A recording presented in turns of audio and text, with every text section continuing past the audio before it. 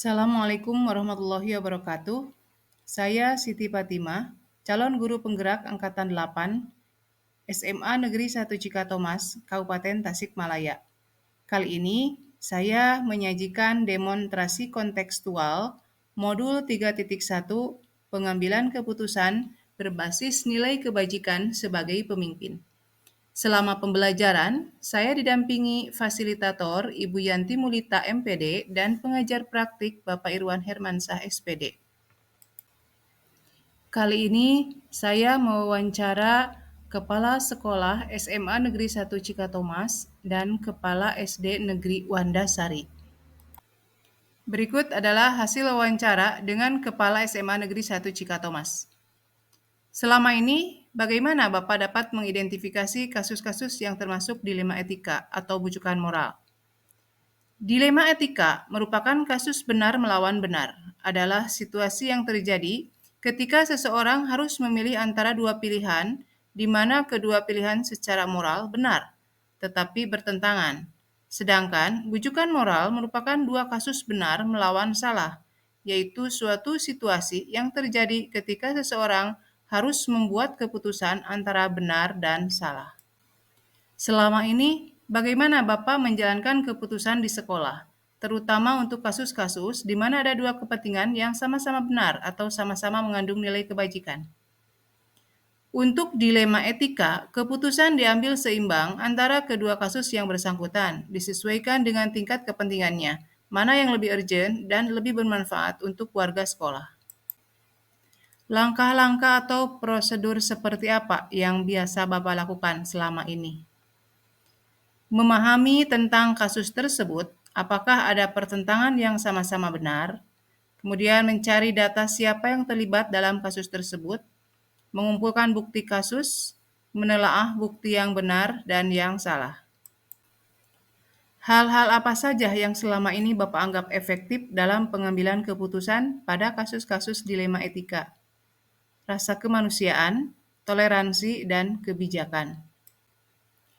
Hal-hal apa saja yang selama ini merupakan tantangan dalam pengambilan keputusan pada kasus-kasus dilema etika?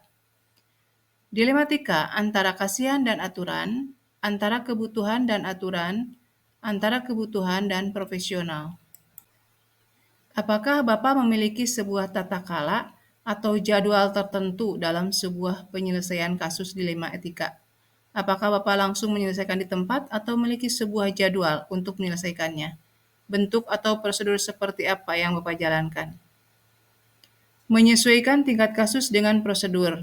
Ada yang diselesaikan di tempat, ada yang membutuhkan waktu khusus, ada juga yang dijadwalkan secara berkala. Yang dijadwalkan berkala, misalnya permintaan jadwal pembelajaran. Adakah seseorang atau faktor-faktor apa yang selama ini mempermudah atau membantu Bapak dalam mengambil keputusan dalam kasus-kasus dilema etika? Dalam penyelesaian kasus dilema etika, kadang-kadang butuh sharing dengan rekan kerja lain atau berpedoman dari pengalaman hidup sendiri. Dari semua hal yang telah disampaikan, pembelajaran apa yang dapat Bapak petik dari pengalaman Bapak mengambil keputusan dilema etika? Manfaat yang dapat diambil adalah kita akan lebih menyadari bahwa ada rasa kemanusiaan, toleransi, taat aturan, moral, dan akhirnya kita harus mengambil keputusan dengan berbagai pertimbangan. Assalamualaikum Pak. Waalaikumsalam warahmatullahi wabarakatuh. Apa kabarnya hari ini? Alhamdulillah. Dan bagaimana Ibu? Sebaliknya sekarang Ibu mengikuti guru penggerak. Bagaimana kegiatannya? Alhamdulillah selama ini telah berjalan dengan baik dan lancar berkat dukungan dari berbagai pihak, termasuk mungkin hari ini Bapak telah membantu saya dalam menyelesaikan tugas. Alhamdulillah. Mohon maaf Pak, saya mau minta waktunya sehubungan dengan tugas saya untuk mewawancarai kepala sekolah. Kebetulan saya tahu Bapak adalah salah satu kepala sekolah yang ada di wilayah Kecamatan Pancatengah. Boleh saya tahu Pak, Bapak sekarang mengemban tugas di SD apa ini? SD ini alamatnya yaitu Kampung Babakan, Desa Mekarsari, Kecamatan Pancatengah, Kabupaten Tasikmalaya. Iya. Kalau di sekolah ini Bapak udah lama mengemban tugas sebagai kepala sekolah, Pak? Saya ditugaskan di SD ini sudah 1 tahun 4 bulan. 1 tahun 4 bulan ya, Ya. Pak. Tapi Bapak kan sebelumnya telah melanglang buana mengemban tugas sebagai kepala sekolah ya, Pak. Ya. Itu udah kalau dihitung-hitung sampai sekarang udah berapa lama? Berapa tahun? Alhamdulillah saya dari guru kemudian diangkat menjadi kepala sekolah yaitu pada tahun 2011. SD pertama yang ditugaskan yaitu SD Karya Mukti, Kampung Sekung, Desa Tawang, Kecamatan Pancatengah, Kabupaten Tasikmalaya. Sudah banyak pengalaman ya, Pak ya? Alhamdulillah. Iya. Sehubungan dengan tugas Bapak tadi sebagai kepala sekolah, Ya. pasti Bapak sering menghadapi permasalahan-permasalahan ya, Pak ya? Nah, saya mau menanyakan, bagaimana sih selama ini Bapak mengidentifikasi kasus-kasus yang dihadapi tersebut? Apakah termasuk ke dalam dilema etika ataukah rujukan moral? Ketika muncul beberapa kasus, kemudian kasus tersebut saya pelajari dan dikategorikan yang termasuk dilema etika. Dilema etika itu kalau diartikan yaitu kasus yang satu itu benar, kemudian kasus yang keduanya benar. Kemudian yang termasuk bujukan moral, kasus pertama salah, kasus yang keduanya benar, begitu. Berarti kalau dilema etika itu benar lawan benar gitu ya, Pak ya? Iya. Kalau rujukan moral itu benar lawan salah. Iya, ya. iya. Ya, baik Bapak, terima kasih. Kemudian bagaimana sih Bapak bisa menjalankan pengambilan keputusan di sekolah ini yang berkenaan dengan kasus-kasus yang dihadapi yang mengandung dilema etika? Saya mengambil keputusan tersebut berdasarkan kebermanfaatan untuk semua warga di sekolah, baik itu guru-guru maupun anak-anak yang berada di sekolah kami. Gitu. Jadi Bapak memegang prinsipnya mengambil keputusan berdasarkan azas manfaat. Ya. Ya. Kemudian bagaimana sih Bapak langkahnya atau prosedur yang biasa Bapak lakukan dalam mengambil keputusan? Kasus tersebut sebelum diputuskan, yang pertama dipelajari dulu, kemudian yang kedua dikomunikasikan dengan pihak-pihak terkait. Kalau di sini kasus itu berkaitan dengan keorganisasian, yaitu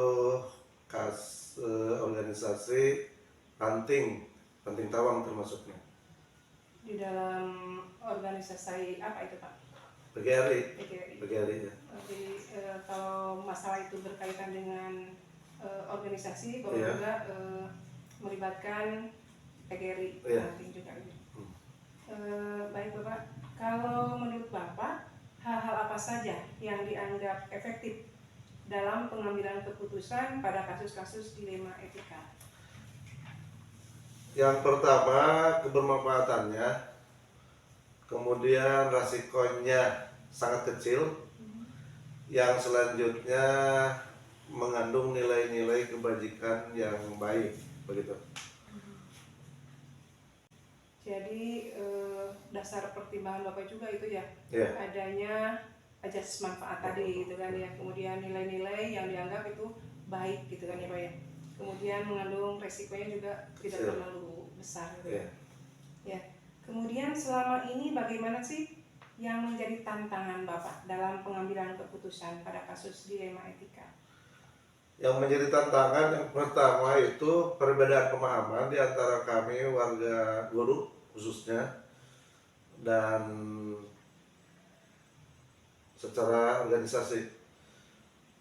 Kemudian yang kedua siap menghadapi perbedaan tersebut, begitu. Jadi yang namanya keputusan itu ya pasti tidak akan terlepas dari yang pro dan kontra ya. Jadi kita siap untuk menghadapi tantangan mereka yang kurang menyetujui dengan keputusan kita. Ya. Kemudian Bapak dalam mengatasi permasalahan tersebut, apakah punya jadwal khusus ataukah Bapak secara langsung untuk segera mengatasi permasalahan yang ada? Untuk menyelesaikan kasus tersebut secara gerak cepat kalau di sini, yaitu diselesaikan dengan harapan bahwa tidak menjadi berkembang kasus tersebut di warga kami, di warga sekolah. Jadi selama ini seringnya Bapak mengambil keputusan itu secara langsung ya? Iya. Jadi pada saat ada masalah, Bapak secara langsung segera mengambil keputusan. Iya. Ya. Baik Pak, dalam mengambil keputusan tersebut Bapak, apakah ada seseorang atau faktor lain yang bisa membantu Bapak dalam memudahkan menyelesaikan masalah atau mengambil keputusan? Oh iya, terutama dari guru-guru yang berada di desa kami, kemudian berkoordinasi dengan organisasi PGRI, khususnya di Kecamatan Pancatangan, begitu. Ya, jadi selama ini Bapak sebagai kepala sekolah tidak serta-merta memegang otoriter ya, Iya. otoriter Kepala sekolah. kepala sekolah. Ya. Jadi Bapak selalu berkoordinasi dengan pihak-pihak yang terkait, baik di dalam lingkungan sekolah, bisa dengan guru-guru gitu ya Pak ya, ataupun dengan pihak organisasi PGRI. Iya. Baik Bapak, ini untuk pertanyaan terakhir. Dari semua yang telah Bapak sampaikan tadi, pembelajaran apa yang dapat Bapak petik dalam pengambilan keputusan yang berhubungan dengan dilema etika? Ya. Hakikatnya setiap masalah itu pasti ada solusinya. Kemudian bermusyawarah dengan warga guru-guru di SD kami, begitu. Jadi Bapak itu bisa mendapatkan pelajaran ya Pak, Ya. dari proses-proses pengambilan keputusan. Ya, baik, terima kasih Bapak atas waktunya dan semua respon-respon positifnya dari Bapak. Saya kira saya cukupkan sampai di sini. Mudah-mudahan hal ini bermanfaat buat kita, khususnya Amin. buat saya sebagai calon guru penggerak dan mungkin buat Bapak sebagai kepala sekolah. Dan selamat melaksanakan tugas berikutnya Pak. Alhamdulillah ya. Sekali lagi terima kasih. Sama-sama. Warahmatullahi wabarakatuh. Analisis hasil wawancara pengambilan keputusan 2 kepala sekolah. Berdasarkan hasil wawancara kedua kepala sekolah, pengambilan keputusan ada yang berdasarkan prinsip berpikir pada hasil akhir, karena melihat adanya prinsip kebermanfaatan bagi komunitasnya. Ada juga yang menggunakan prinsip nilai-nilai kebajikan, yaitu toleransi. Di sini, kedua kepala sekolah sudah menggunakan prinsip pengambilan keputusan. Kemudian, berhubungan dengan paradigma pengambilan keputusan, para kepala sekolah juga sudah tampak ada yang menggunakan paradigma individu lawan kelompok, jangka pendek lawan jangka panjang, serta keadilan lawan kasihan. Dari 9 langkah pengambilan dan pengujian keputusan, dari kedua kepala sekolah sudah tampak juga menggunakan beberapa langkah yang digunakan dari 9 konsep pengambilan dan pengujian keputusan. Namun, belum memenuhi semua langkahnya seperti uji publikasi, uji panutan, dan opsi trilema. Refleksi hasil wawancara. Pada dasarnya, para kepala sekolah sebagai pemegang kebijakan di masing-masing lembaga pendidikan sudah mempraktikkan beberapa teori yang telah saya pelajari pada modul 3.1 ini. 3 prinsip resolusi dan 4 paradigma pengambilan keputusan sudah tampak digunakan dalam pengambilan keputusan dilema etika. Namun, dari 9 konsep pengambilan dan pengujiannya belum lengkap digunakan, terutama dalam uji publikasi, uji panutan, dan investigasi opsi trilema. Demikian demonstrasi kontekstual yang telah saya sajikan.